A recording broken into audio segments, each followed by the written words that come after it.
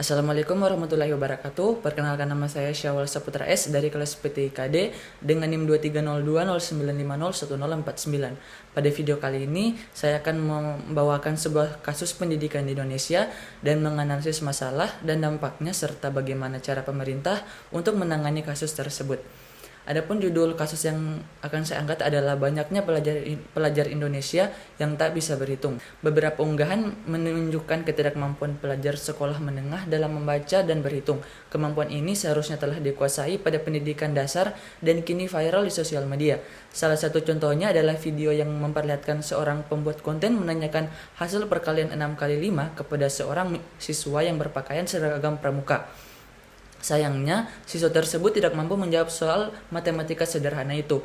Ketika ditanya tentang hasil penambahan 6 ditambah 10, siswi tersebut yang mengaku berada di kelas 9 menjawab 60, padahal jawaban yang benar seharusnya adalah 16. Pada tahun 2022, pelajar Indonesia memperoleh skor kemampuan matematika 366 poin, yang merupakan penurunan dibanding hasil penilaian PISA tahun 2015 sampai 2018.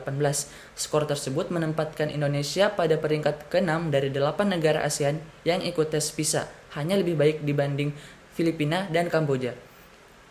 Anas Baihaqi, seorang aparatur sipil negara di sebuah institusi pemerintah di Indonesia Tengah, mengalami langsung kondisi rendahnya kemampuan matematika dasar pada para siswa. Ketika kantornya menerima 4 siswa kelas 13 sekolah menengah kejuruan untuk praktek kerja lapangan, dia terkejut dan prihatin saat mendapati bahwa 4 pelajar tersebut tidak memahami konsep penghitungan matematika dasar. Dia menguji mereka dengan operasi hitung sederhana seperti 6 ditambah 8 dan mereka menjawab 12. Ketika ditanya mengenai nilai rata-rata dari 6 dan 8, mereka tidak tahu jawabannya. Anas mencatat bahwa siswa-siswa tersebut berasal dari berbagai daerah termasuk Jawa, Kalimantan, dan Sumatera, yang menunjukkan bahwa masalah ini bersifat nasional. Pada 5 Desember 2023, Organization of Economic Cooperation and Development melaporkan hasil Program of International Student Assessment yang menunjukkan bahwa skor penilaian kualitas pendidikan Indonesia periode 2022 turun signifikan. Skor literasi membaca Indonesia menjadi yang terendah di antara skor PISA tahun-tahun sebelumnya. Secara keseluruhan, skor kemampuan matematika Indonesia turun dari 379 di 2018 menjadi 366 di 2022. Penurunan ini juga terjadi pada skor kemampuan literasi dan sains, dengan skor membaca turun 12 poin dari 371 menjadi 359. Skor sains juga turun 37 poin dari 396 menjadi 359. Penurunan ini menyebabkan target rencana pembangunan jangka menengah nasional Kementerian Pendidikan, Kebudayaan, Riset, dan Teknologi 2020 sampai 2024 tidak tercapai. Target rencana pembangunan jangka menengah nasional menargetkan kemampuan matematika adalah 388, literasi 396, dan sains 402. Terus apa yang menyebabkan masalah ini? Putri, kepala sekolah di salah satu sekolah dasar di Kota Bandung, Jawa Barat, mengatakan bahwa penemuan mengenai pelajar yang belum bisa berhitung di sekolah dasar dan menengah bukanlah hal baru lagi. Dia mendapati sekitar 40 dari 540 anak didiknya belum bisa membaca saat mulai bertugas sebagai kepala sekolah pada tahun 2022. Saat ini, dia melaporkan bahwa ada 17 siswa yang masih belum bisa membaca, yang duduk di kelas 4, 5, dan 6. Situasi yang dialami Putri juga terjadi di sekolah-sekolah di daerah lain. Menurut Retno Listiarti, Ketua Dewan Pakar Forum Serikat Guru Indonesia, fenomena ini telah berlangsung lama, terutama di wilayah Indonesia Timur seperti Papua. Putri meluluskan 2 siswanya yang belum mampu membaca untuk melanjutkan ke sekolah menengah. Keputusan yang diambil dengan berbagai pertimbangan. Tahun ajaran ini dia menyatakan bahwa siswa kelas 4 dan 5 yang belum bisa membaca akan diputuskan tinggal kelas setelah melalui sejumlah tahapan termasuk rekomendasi dari guru kelas dan sidang istimewa yang melibatkan guru kelas dan guru mata pelajaran. Meskipun sekolah telah melakukan berbagai upaya untuk meningkatkan kemampuan membaca, menulis, dan berhitung siswa, Putri menyebutkan bahwa masalah tidak dapat diselesaikan begitu saja. Kendala utama terletak pada minimnya dukungan orang tua atau keluarga.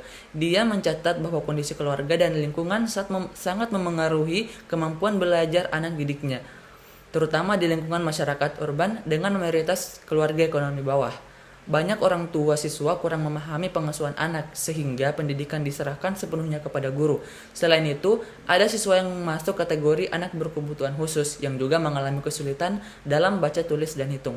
Retno Listiarti menilai bahwa meskipun kurikulum telah berganti ke kurikulum merdeka, literasi dan numerasi tetap rendah. Hal ini disebabkan oleh fokus yang hilang pada baca tulis hitung di sekolah tingkat dasar kelas tinggi, di mana sekolah memaksakan nilai siswa untuk memenuhi kriteria ketuntasan minimal atau KKM, meskipun siswa tersebut belum mampu baca tulis hitung tingkat rendah.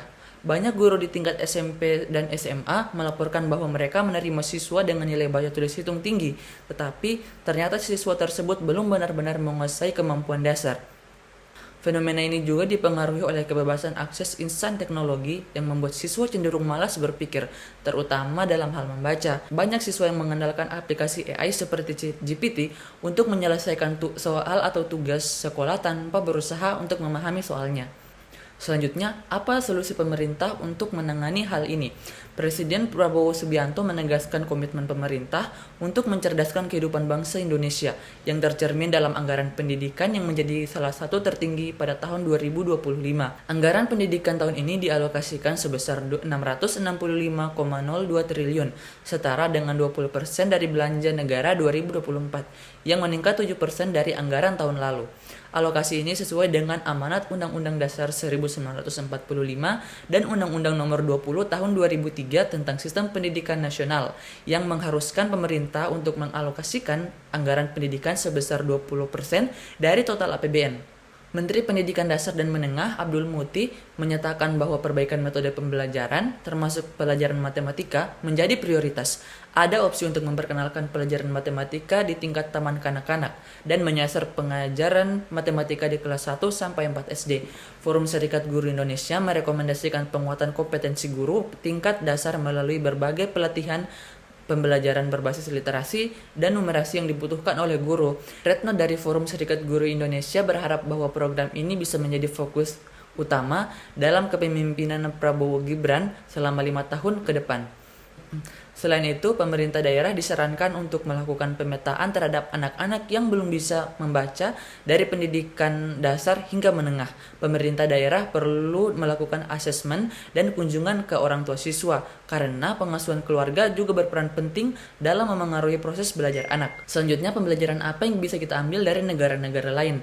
Merujuk pada data PISA 2022, Singapura menjadi negara dengan kemampuan matematika siswa yang paling baik, diikuti oleh Makau, Taipei, China, Hong Kong, Jepang, Korea Selatan, Estonia, Swiss, dan Kanada. Sementara Indonesia berada di posisi 70. Pusat Pendidikan dan Ekonomi Nasional di Amerika Serikat mengidentifikasi 5 karakteristik negara yang sukses dalam pengajaran matematika.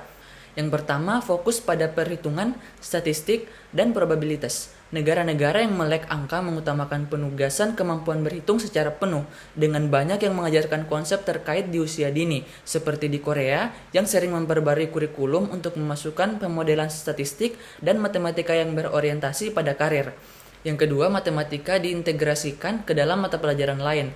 Pengajaran matematika tidak terbatas pada kelas matematika saja, tetapi diintegrasikan ke seluruh kurikulum. Estonia misalnya membuat proyek untuk mengintegrasikan matematika ke dalam pelajaran lain. Ketiga, kelas durasi pendek dan istirahat lebih banyak. Di Estonia dan China, kelas berlangsung antara 40 dan 45 menit dengan istirahat 10 hingga 15 menit setelah setiap kelas untuk menjaga fokus dan perhatian siswa. Yang keempat, guru yang sangat terlatih dalam profesi yang kompetitif. Di negara-negara dengan sistem pendidikan terbaik, guru dihargai secara sosial dan digaji dengan baik.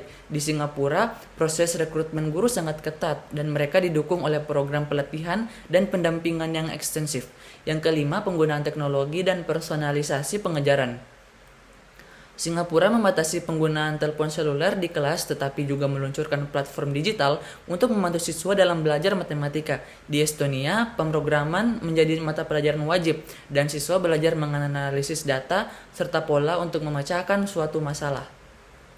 Dengan menerapkan pelajaran dari negara-negara lain dan memperbaiki sistem pendidikan di Indonesia, diharapkan kemampuan matematika dan literasi siswa dapat meningkat secara signifikan.